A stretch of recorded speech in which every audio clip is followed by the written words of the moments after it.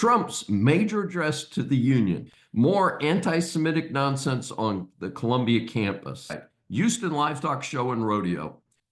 This is Dr. David D. Schein for Saving America with my take on the key stories from this week. And sadly, I'll be commenting on the divided states of America, including the lack of respect for Trump by the Democrat.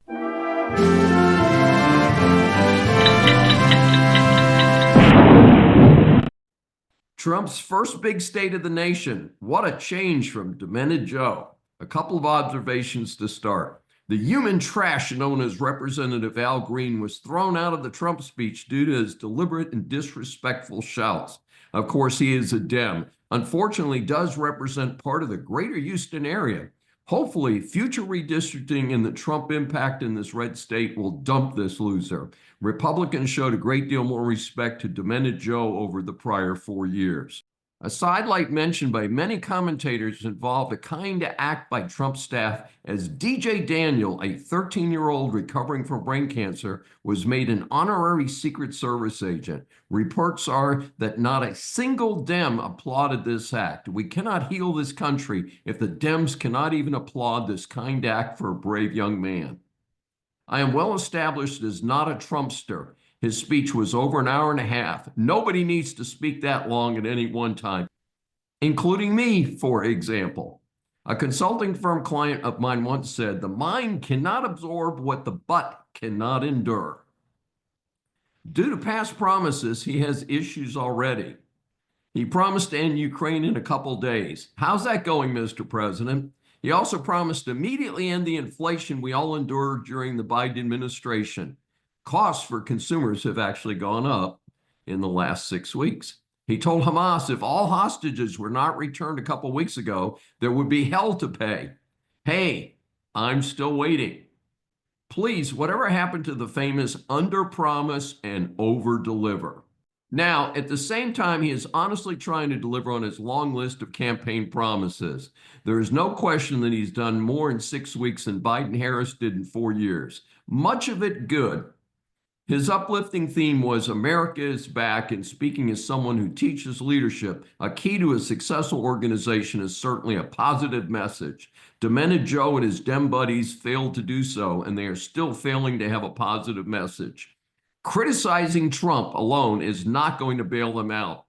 In a hilarious twist, a freshman senator gave the so-called Dem response. Basically, the many Dems senior to this senator have burned all of their bridges. The kicker was that her response sounded like Trump's list, certainly not Dem priorities.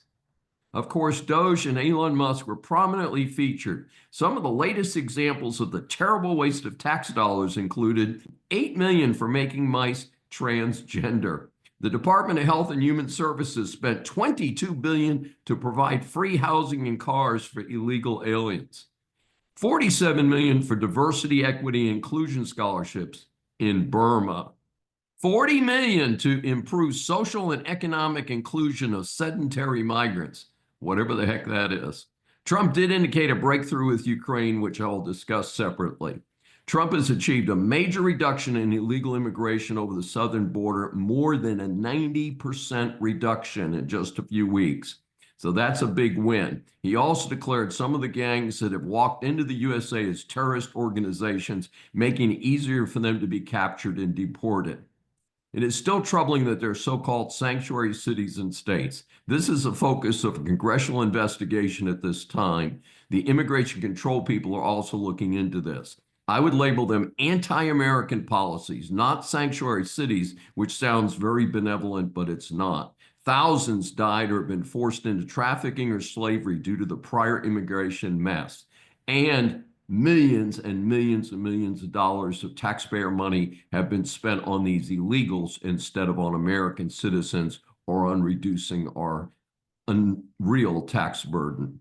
And remember, I still support expanded legal immigration. To summarize, typical Trump overspeak, but still a much better start than anything we've seen in the last 4 years. As we record this episode, Ukrainian President Zelensky is apparently realizing that Trump's shout at him, "You have no cards," is really true. While he can get some help from Europe, he must have the advanced heavy weaponry and the financial support coming from the USA. The security guarantees in exchange for access to rare minerals is a smart dealer, and as a taxpayer, I support Trump's approach to this. At the same time, I agree with Zelensky that the deranged Russian leader Putin can't be trusted. My motto is, if a commie is still breathing, he is lying. He needs to have some late losses in the game, and he is still running. Further, he should never have been able to travel outside of a few countries allied with this war criminal. More anti-Semitic nonsense on the Columbia campus. Many of us thought that with the terrible sight of coffins of babies and their mother, while Hamas and its Palestinian sycophants celebrated, that even the most whacked out of the pro-Hamas crew might back off. Well, not so fast. Described as a pro-Palestinian mob, there was another takeover at Bernard College part of Columbia University.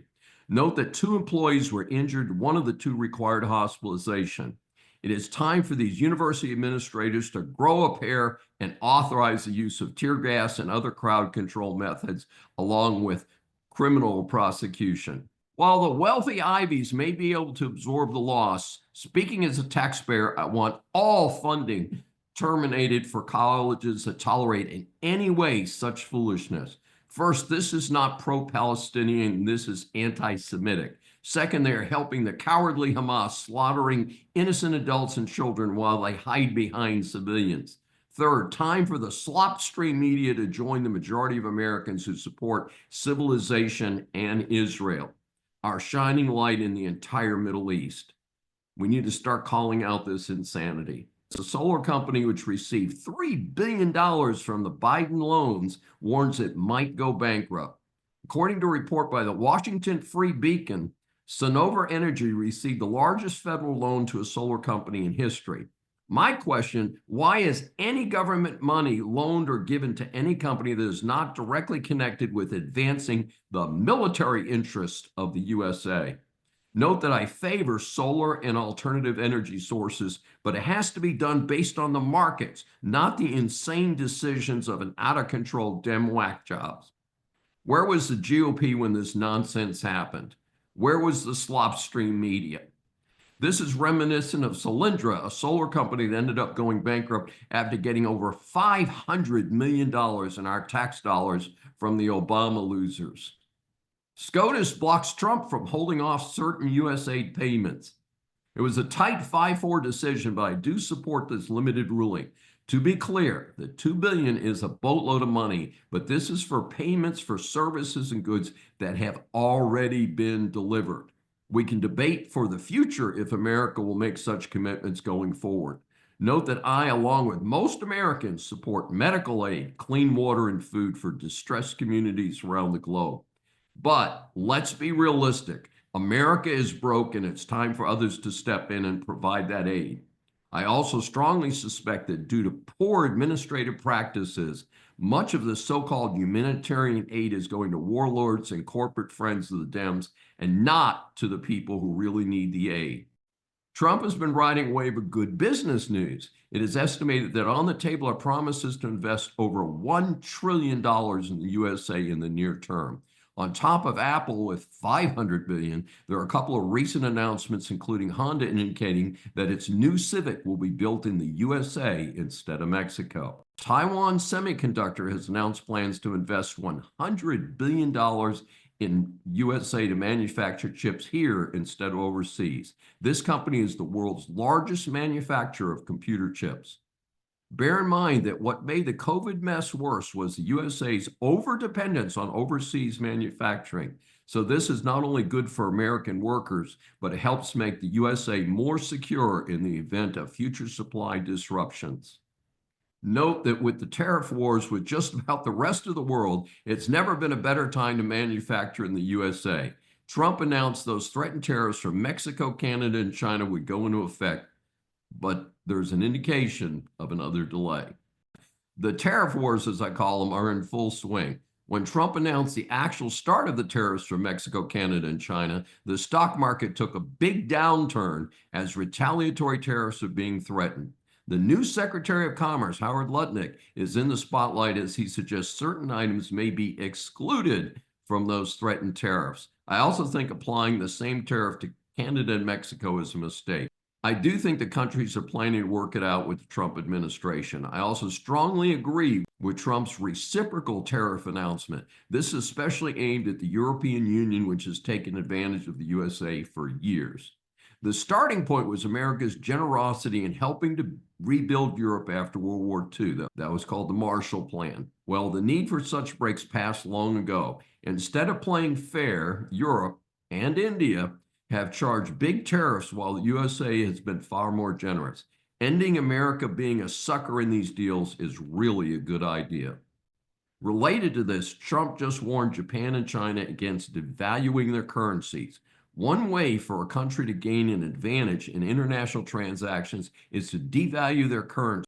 This makes their goods cheaper on the international market, and this could balance Trump's tariff plan. Houston Livestock Show and Rodeo. Promoted as the largest rodeo in the world, the Houston Livestock Show and its predecessors have been around since 1931. The show has been integral to the success of Houston, including being involved in the development of the famed Astrodome. The show meets for 3 to 4 weeks early every spring.